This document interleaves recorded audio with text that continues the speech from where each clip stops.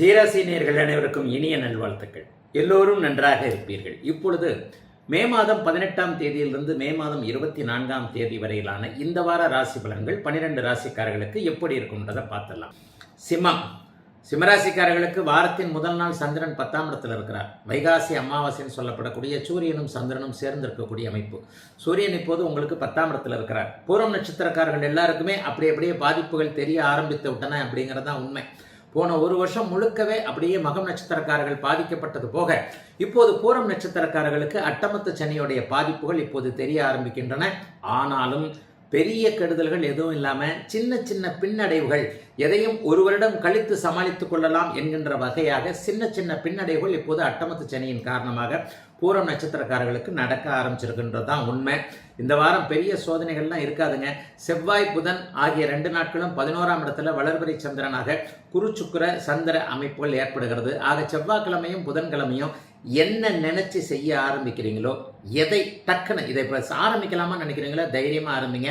இந்த செவ்வாய்க்கிழமையும் புதன்கிழமையும் கடந்த 1 மாத 2 மாத காலமாக அல்லது ஒரு 3 மாத காலமாக என்னென்ன விஷயங்கள் நமக்கு நடக்கலேன்னு ஒரு அனலைஸ் வச்சுருப்பீங்க இல்லையா, அது எல்லாமே செவ்வாய்க்கிழமையும் புதன்கிழமையும் உங்களுக்கு நடக்கும்.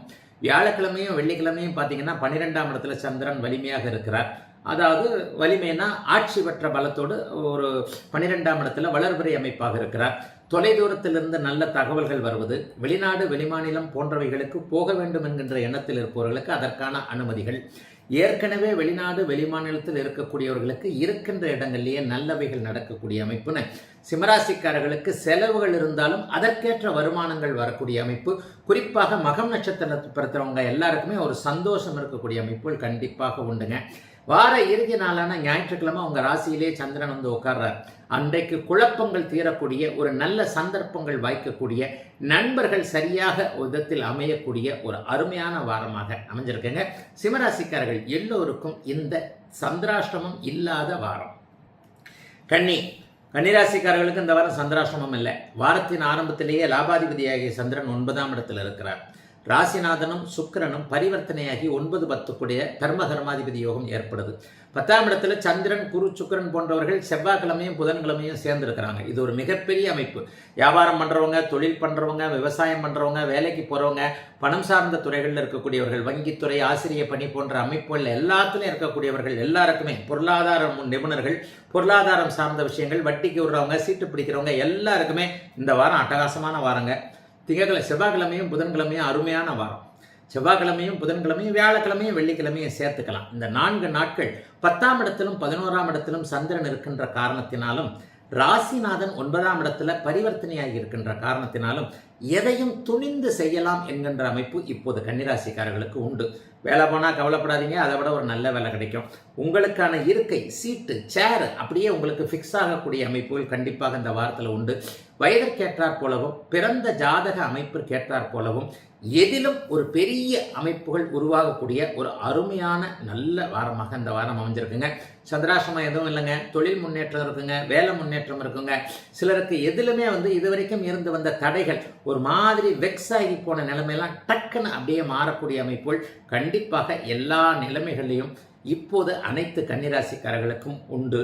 பெண்களால் பெரிய லாபங்கள் இருக்கும். ஆண்களுக்கு பெண்களால் உதவி, பெண்களுக்கு ஆண்களால் உதவி. அதைவிட மேலாக பெண்கள் மட்டுமே உபயோகப்படுத்தக்கூடிய பொருட்களை தயாரிப்பவர்கள், விற்பவர்கள் எல்லாருக்குமே அபரிமிதமான லாபம். ஆயிரங்களில் இருப்பவர்களுக்கு 10,000, 10,000ற்கு லட்சம், லட்சத்திற்கு கோடி என அவரவருடைய வயதிற்கேற்றாற் போல நல்லவைகள் அதிகம் நடக்கக்கூடிய வாரமாக அமைஞ்சிருக்குங்க இந்த வாரம்.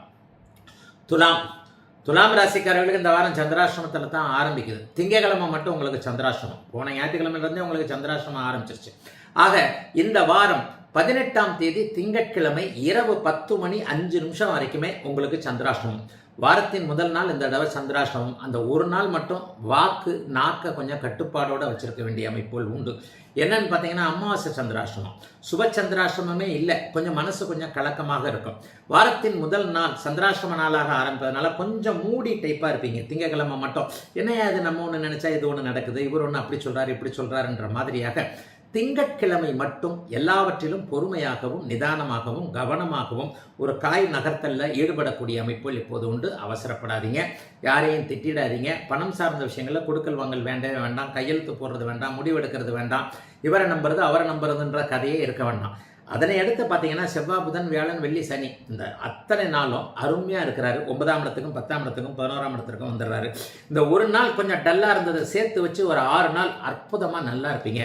ஒரு 9ஆம் இடத்துல வலிமையான அமைப்பில் குரு சுக்கிர தொடர்புகள் இருக்கிறது. ஆன்மீக அமைப்புகளில் பெரிய அளவில் நாட்டங்கள் வரும், லாபங்கள் கிடைக்கும், வருமானங்கள் கூடுதலாக இருக்கும்.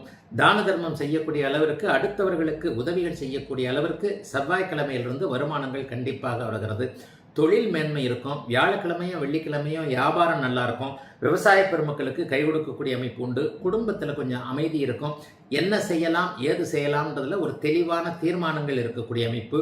உறவுகள் கை கொடுக்கக்கூடிய அமைப்பு. அண்ணன் அக்காள்களுக்கு சின்னவர்களாக இருக்கக்கூடிய தம்பி தங்கைகளாக இருக்கக்கூடியவர்கள் உதவக்கூடிய அமைப்பு என எல்லாத்துலேயும் துளாராசிக்காரர்களுக்கு வாரத்தின் முதல் நாள் ஒரு நாள் திங்கட்கிழமையை தவிர்த்து மற்ற 6 நாட்களும் செழிப்பாக பணவரவுகள் வரக்கூடிய அமைப்பு. அவரவருடைய ஜாதக அமைப்பிற்கு ஏற்றாற் போல நிம்மதியும் சந்தோஷமும் குடும்பத்திலும் கூட இருக்கக்கூடிய ஒரு நிறைவான நல்ல வாரமாக அமைஞ்சிருக்குங்க துளாராசிக்காரர்களுக்கு இந்த வாரம்.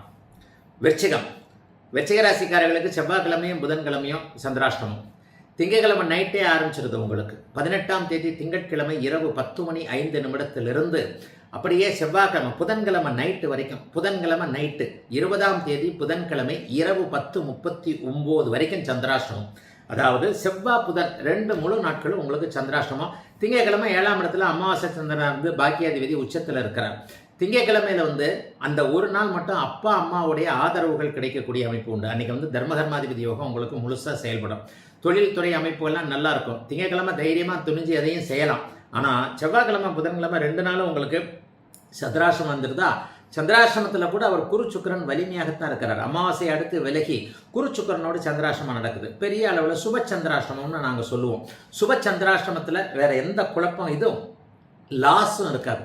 மனசு மட்டும்தான் லேசாக குழப்பமாக இருக்கும். ஒருவேளை இவருக்கு இப்படி கொடுத்துடலாமா அவருக்கு இப்படி கொடுத்துடலாமான்னு இருக்கும். காசு பண்ண விஷயங்களில் கண்டிப்பாக நஷ்டங்கள் வராது, கஷ்டங்கள் வராது, சோதனைகள் வராது.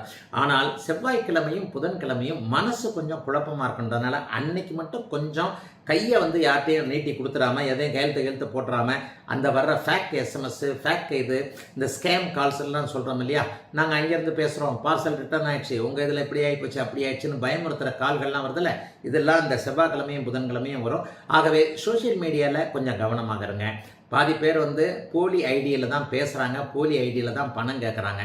காசு பண்ண விஷயத்தில் மட்டும் செவ்வாய்க்கிழமையும் புதன்கிழமையும் கவனமாக இருங்க. அதனை எடுத்து பார்த்தீங்கன்னா பாக்கியாதிபதி 9ஆம் இடத்திற்கே வந்துடுறார். அப்படியே வியாழக்கிழமை வெள்ளிக்கிழமையெல்லாம் அருமையான சிவ தரிசனம், பெருமாள் தரிசனம், இஷ்டதெய்வ தரிசனம், குலதெய்வ தரிசனம், சித்தர்களுடைய ஆசீர்வாதங்கள், இது போன்ற அமைப்புகள் பெரியவர்கள் தேடி உங்களை ஆசீர்வாதம் பண்ணுறது, பணவரவுகள் கிடைக்கிறது, வேலையில் கொஞ்சம் நிம்மதியாக இருக்கிறது, மிக மிக முக்கியமாக கீர்த்தி கிடைக்கக்கூடிய புகழ்வாய்ந்த வாரமாக அமைஞ்சிருக்குங்க விருச்சிக ராசிக்காரர்கள் எல்லோருக்கும் இந்த வாரம்.